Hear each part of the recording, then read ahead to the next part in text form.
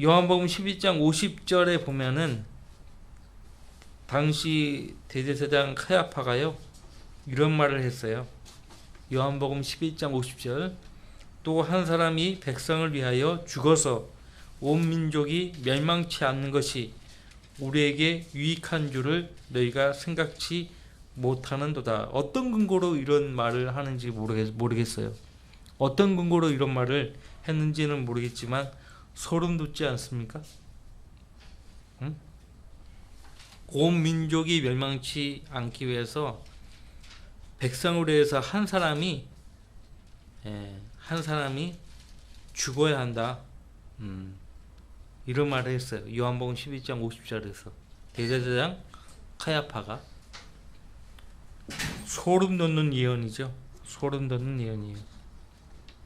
그가 예수님이 당시 하나님의 어린 양으로 바쳐질 것을 알아서 이런 말을 했는지 그럴 것 같지도 않죠. 그럴 것 같지도 않은데 이런 소름 돋는 예언을 했다는 거.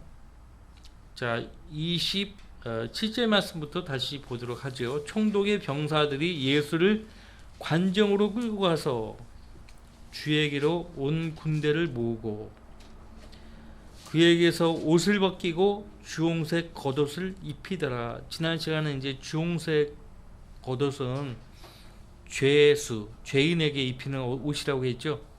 예수님은 유대인의 왕이신데 자주색 옷을 입혀야 마땅할 텐데 주홍색 겉옷을 입혔습니다. 예수님은 죄인으로 취급하고 있죠. 이 모두가 다 우리 죄 때문이에요. 우리 죄 때문에. 29절, 또 가시로 관을 엮고 그의 머리에 씌우고, 과시로 관을 엮고 그의 머리에 씌우고. 왕을 이렇게 대우하는 거예요. 왕을 가시로 관을 엮어, 고통을 주기 위해서 그렇게 하는 거죠. 그의 오른손에는 가이대를 쥐어주며, 그 왕이면은 왕의 홀, 지팡이를 손에 쥐어줘야 마땅한데 그 홀 대신 가이대를 쥐어줬다. 아주 그 조롱하는 거죠. 그의 앞에 무릎을 꿇고 조롱하며 말하기를 유대인의 왕 만세라고 하며 조롱하고 있죠. 그에게 침을 뱉고 가이대를 빼앗아 그의 머리를 치더라. 우리 대신에 이렇게 멸시를 받고 계십니다.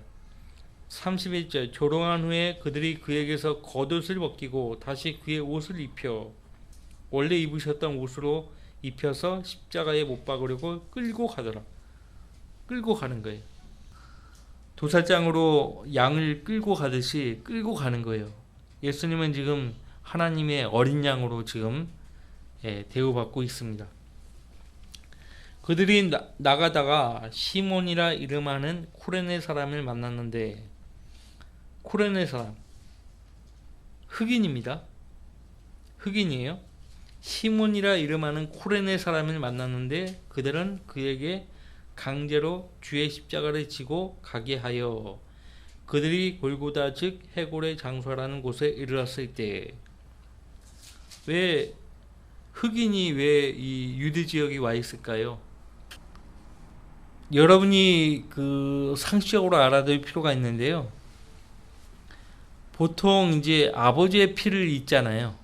근데 유대 사회는 모계 사회라고, 이게 언제부터 그렇게 바뀌었는지는 모르겠지만은 어머니가 유대인이면 그 자식도 유대인이 될 수 있어요. 아버지가 유대인이고 어머니가 이방인이다. 그러면 당연히 아버지가 유대인이니까 그 혈통대로 자식도 유대인이 되어야 되잖아요. 근데 이상하게 어머니가 유대인이 아니면은 자식도 유대인이 될 수 없어요. 대표적으로 성경에 디모데가 나오죠. 디모데의 아버지는 헬라 사람이에요. 어머니는 유니게, 외할머니도 유대인이고, 어릴 때부터 성경으로 교육을 받은 거죠. 그걸 보면 알 수 있어요. 모기사회라고. 언제부터 그렇게 되었는지는 잘 모르겠지만은 이 크레네 사람인데 아마도 내가 볼 때는 어머니가 유대인인 것 같아요. 그러니까 지금 유대 지역에 있는데 시몬이라 이름하는 쿠레네 사람을 만났는데 그들은 그에게 강제로 주의 십자가를 지고 가게 하여. 보통 이제 흑인들은 어때요? 건강해 보이잖아요. 건강해 보이니까 예수님이 이제 그 무거운 십자가를 지고 가야 되는데 이 사람들은 벌써부터 그 예수님의 빌라도의 재판정에 세운 시각을 보면 오전 6시예요. 아침 이른 시각부터 해가 뜨는 그 시각부터 재판을 열어가지고, 왜냐하면 십자가에 죽기까지는 시간이 많이 걸리기 때문에 일찍 시작한 거예요. 예수님은 오전 6시부터 뭐 그 전부터 며칠을 잠을 못 주무셨죠. 오전 6시부터 이제 재판을 받고 지금 이렇게 십자가를 지고 가는데 너무 힘들어 보였나 보죠. 그러니까 이 코레네 시몬이라는 사람에게 십자가를 대신 지고 가게 했던 거예요. 근데 이 십자가는 주님이 짊어지셔야 될 십자가입니다. 주의 십자가예요. 주의 십자가는 주님이 지셔야 되는 거예요. 남이 줘서는 안 돼요. 그러니까 임시적이죠. 그렇게 해서 그들이 33절 골고다 즉 해골의 장소라는 곳에 이르렀을 때, 이게 뭐 왜 골고다냐, 왜 골고다를 해골의 장소라고 불렸느냐에 대한 그 말들이 참 많습니다. 러크만 주석 성경에도 그 하단에 주석이 나와 있는데 다 정확한 건 아니에요. 보통 이제 그 많이 알려진 유래는 그 골고다 언덕의 모습이 해골의 모양을 닮았다라는 것이에요. 해골의 모양을 닮았다.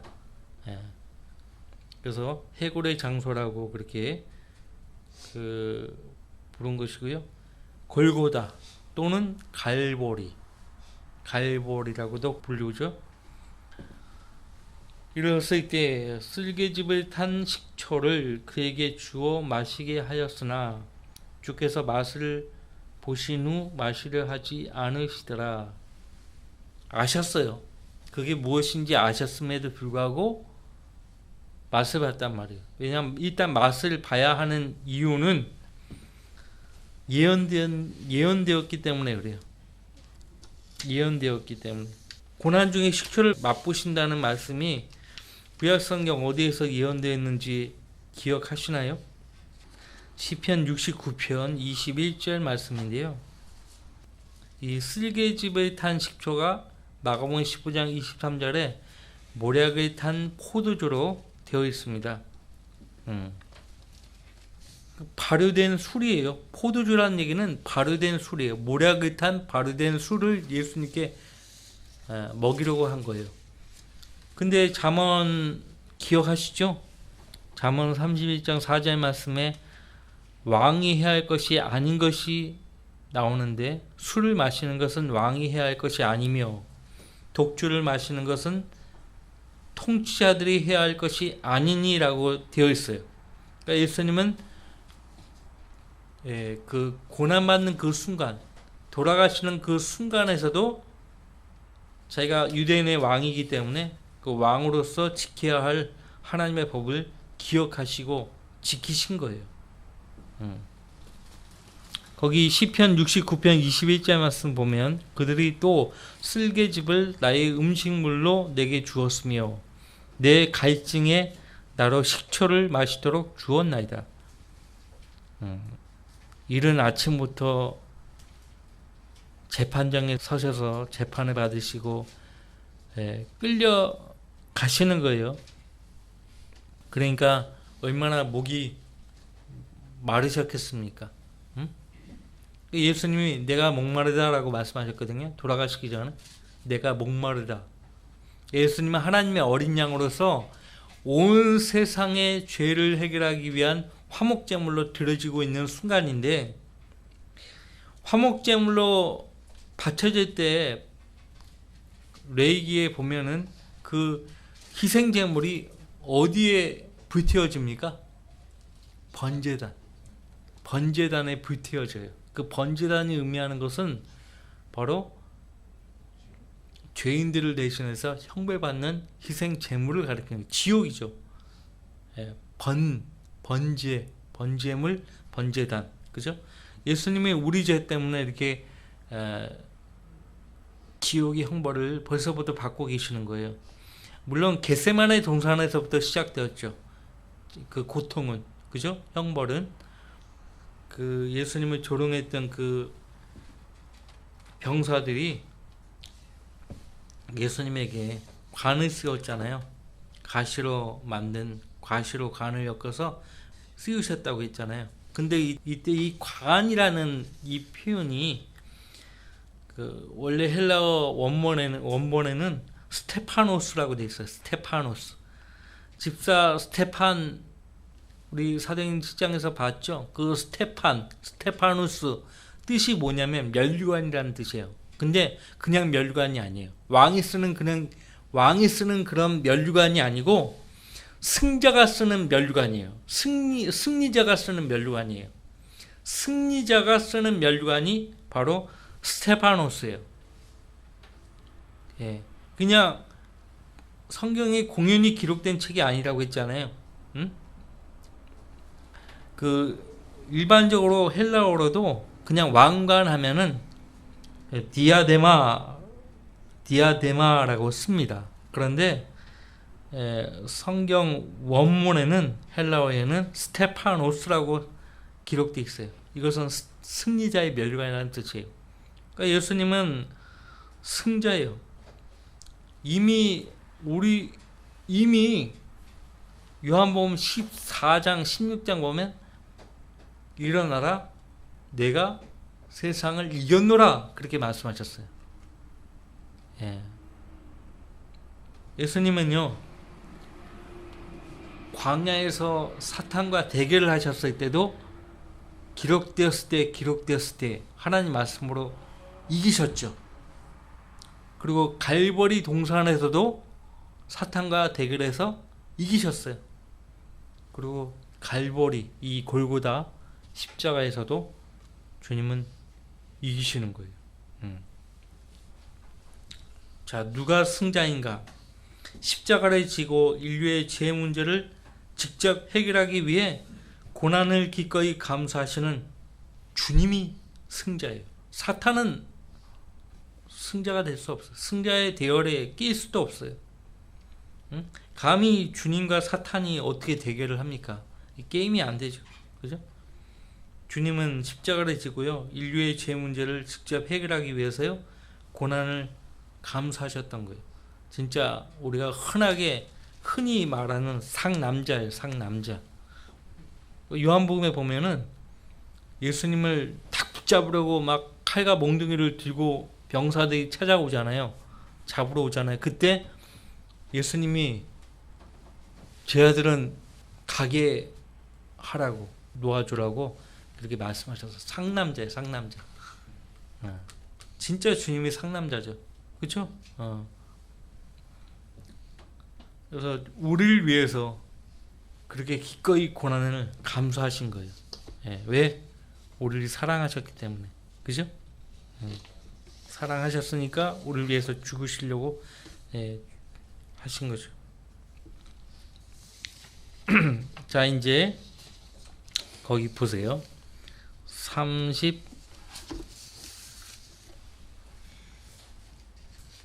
35절 그들이 주를 십자가에 못 박은 후 십자가에 못 박았어요.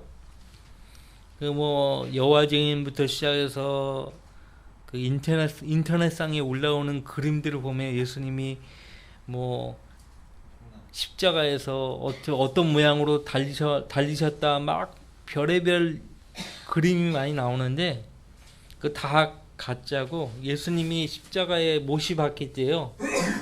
여기 정중앙에 손바닥 정중앙에 못이 박혔다고 생각하는 사람들이 대부분인데 여기에 못을 박을 수가 없어요.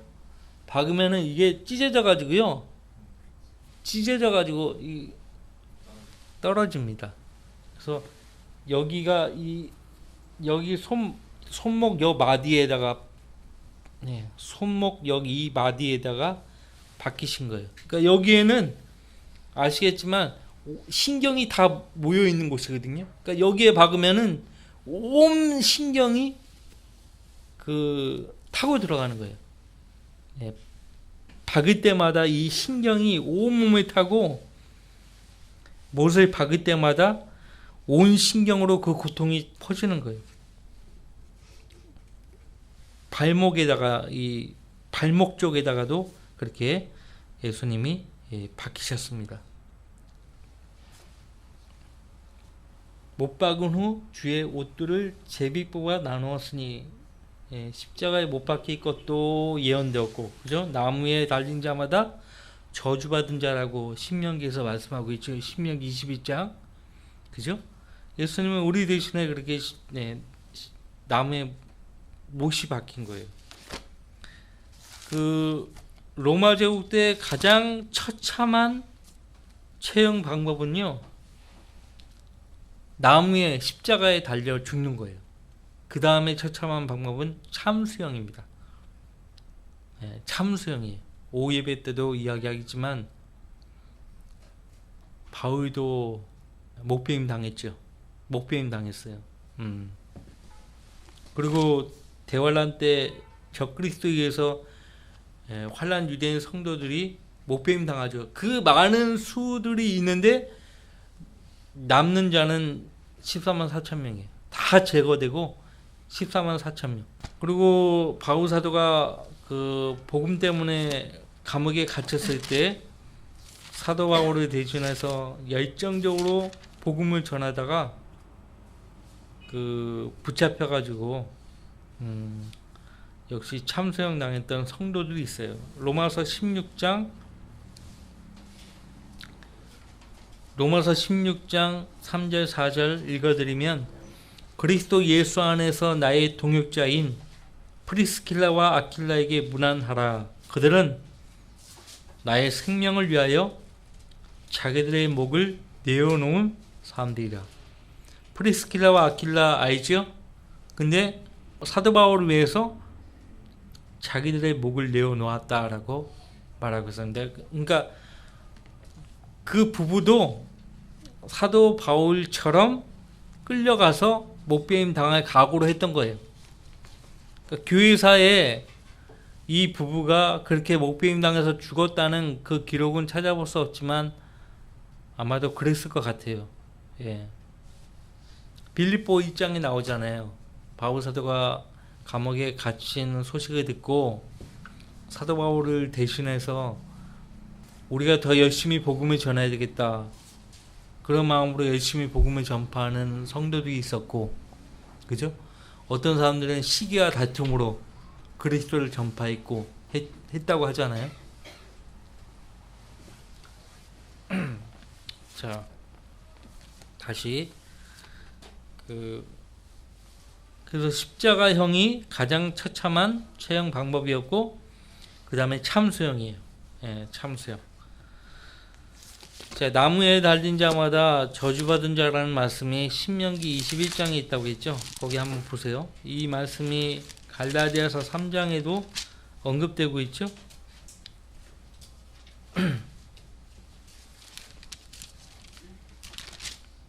신명기 21장 22절 23절. 성경은 공연히 기록된 책이 아니라고 했어요. 만일 어떤 사람이 죽을 죄를 범하고 그가 죽임을 당하여 내가 그를 나무에다 매달거든 그의 시체를 밤새도록 나무에 두지 말고 어떻게 해서라도 그날에 장사여서. 예수님도 그날에 장사되었어요. 나무에 매달린 자는 하나님께 저주를 받았음이니 즉 너희 하나님께서 내게 유업으로 주시는 내 땅을 더럽히지 말지니라.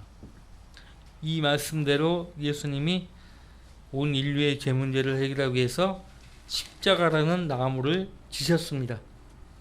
십자가라는 나무를 지셨어요.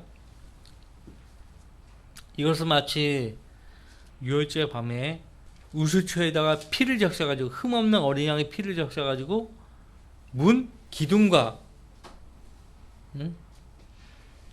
인방에다가 뿌리라고 했잖아요. 문 기둥과 인방에 뿌리라. 그 모양이 뭐라고 생각하세요? 십자가예요. 벌써 그렇게 그림으로 먼저 우리에게 보여주신 거예요.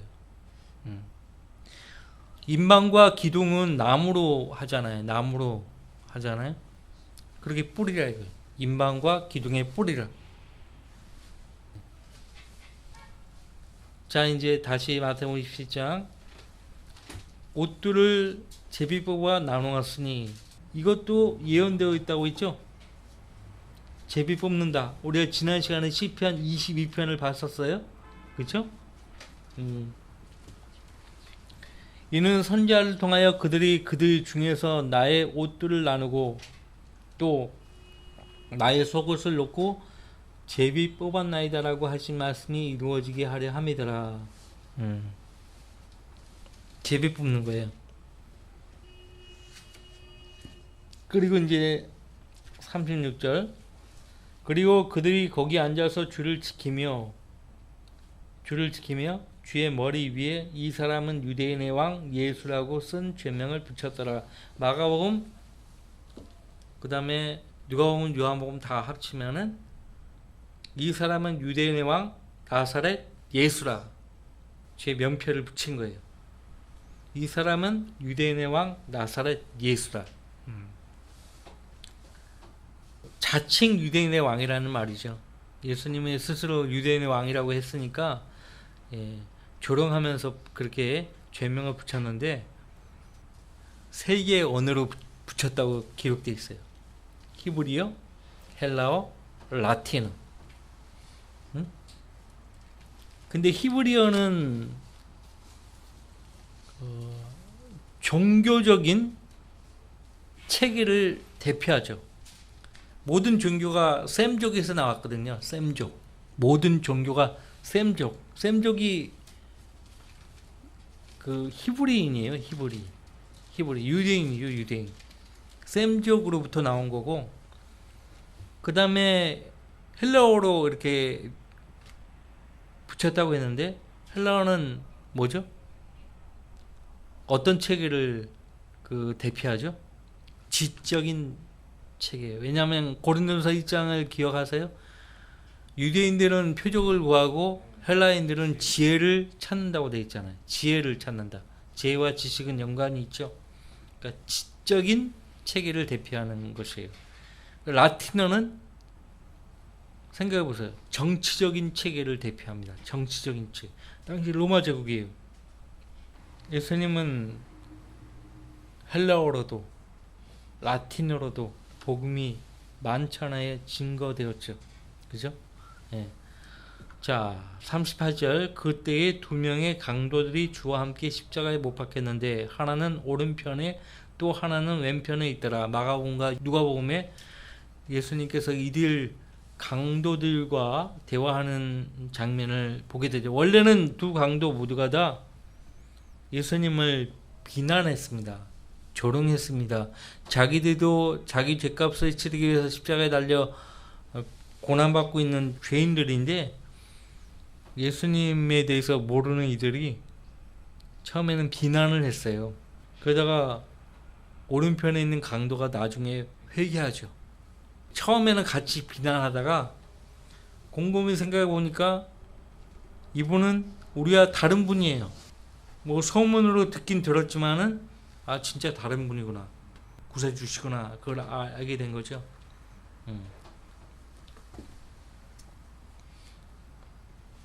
어떻게 비난하죠 사람들이? 예수님이 십자가에 달려 고난받고 있는 모습 보고 사람들이 어떻게 조롱하고 비난합니까? 39절에 지나가던 사람들이 머리를 흔들며 주를 모독하여 말하기를 성전을 헐고 3일 만에 짓는 자여 내 자신을 구원하라. 만일 내가 하나님의 아들이거든 그 십자가에서 내려오라고 하더라. 만일 내가 하나님의 아들이거든. 어서 많이 들어보지 않았어요? 예수님이 사탄에게 시험 받으실 때 사탄도 예수님 보고 내가 하나님의 아들이면 이란 말을 했어요. 내가 하나님의 아들이면 인정 안 한 거예요. 사탄은. 응? 마귀 편에 산 사람들은 모두가 다 특징이 있는데 똑같은 특징. 예수님은 하나님의 아들을 인정하지 않아요. 믿지 않아요.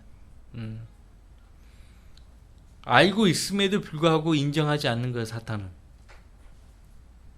누가복음 23장 39절에도 거기 왼편에 나무에 달린 그 행악자가요, 예수님께 내가 그리스도이거든 이런 말을 했죠. 그 행악자는 그의 아비 사탄의 그 음성을 따른 것이에요. 그 십자가에서 내려오라고 하더라.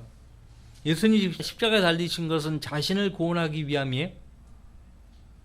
온 인류를 구원하기 위해서 십자가를 지신 거 아닙니까? 근데 내 자신을 구원하라? 만약에 자신을 구원하기 위해서 십자가에서 내려오셨다라고 생각해 보세요. 끔찍하죠. 우린 여기 없어요. 지옥에 가는 거예요. 구원 못 받는 거죠. 근데 예수님은 끝까지 십자가의 수치를 견디신 거예요. 끝까지 견디신 거예요. 왜 그래요?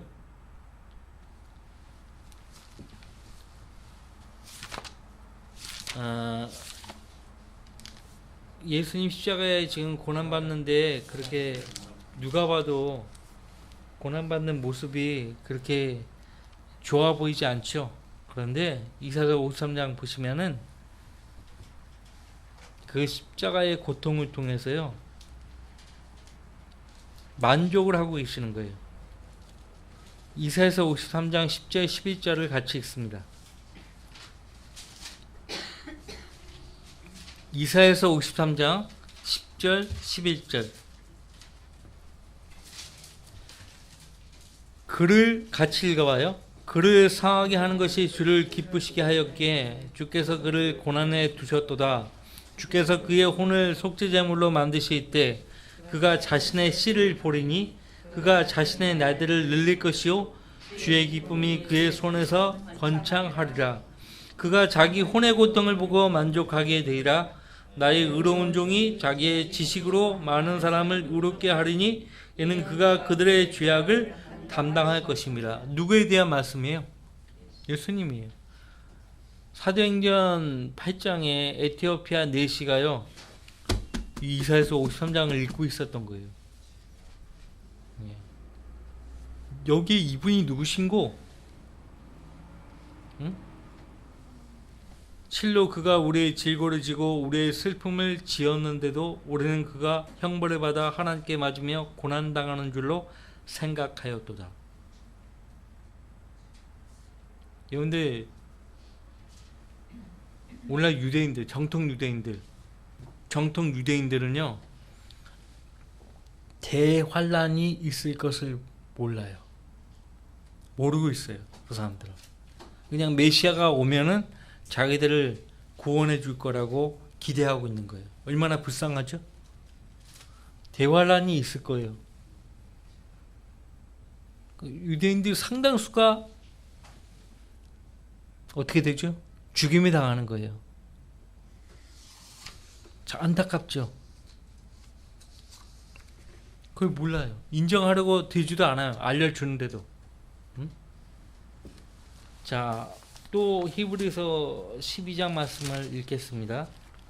오늘 내가 마태복음 27장 다 나가려고 했더니 다 나가지 못하겠네요. 이 히브리서 12장에 다 아시는 말씀이에요. 그렇죠? 그러니까 이런 말씀들을 이렇게 찾아서 읽어보면 우리를 위해서 이렇게 고난받으신 주님의 그 대속사역이 얼마나 감사한 일입니까? 12장 2절. 그리고 우리 믿음에 창시하여 완성자이신 예수를 바라보자. 그는 자기 앞에 놓인 즐거움을 위하여 십자가를 견디시고 수치를 개의치 아니하시더니 하나님의 보좌 오른편에 앉으셨느니라. 자기 앞에 놓인 즐거움을 위하여. 어디서 봤어요? 아까 이사야서 53장에서 봤죠? 그 즐거움이에요. 혼의 만족이에요. 그 즐거움. 이사야서 53장에서 봤어요. 그 즐거움을 위하여 십자가를 견디시고 수치를 개의치 아니하시더니 하나님의 보좌 오른편에 앉으셨느니라. 묵상할 말씀이죠. 두고두고 묵상해야 될 말씀이에요. 쉬었다가 11시에 뵙겠습니다.